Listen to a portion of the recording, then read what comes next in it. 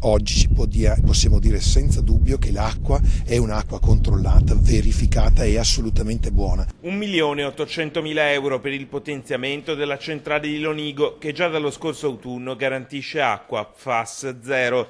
Con i nuovi filtri, metà sono finanziati dalla Regione, il sistema che prima era sottodimensionato ora è all'altezza della rete idrica.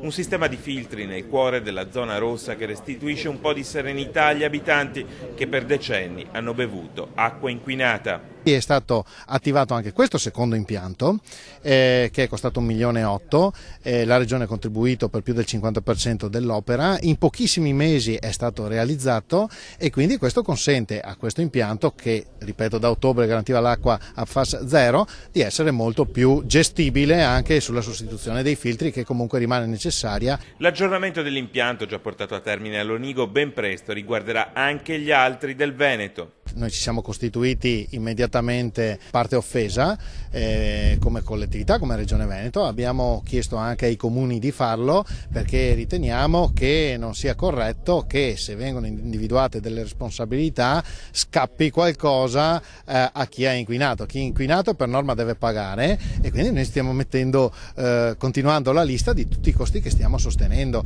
Nel frattempo, con la delibera approvata in giunta su proposta dell'assessore alla sanità Luca Coletto, è stata ridisegnata e ampliata la zona rossa e quelle contermini, con la conseguente estensione dello screening tra i minorenni. Per quanto riguarda le bollette, diciamo che questi soldi sono stati messi in parte da noi, in parte da Acque Veronesi. Poi ci sarà la gestione, qualche centesimo all'anno.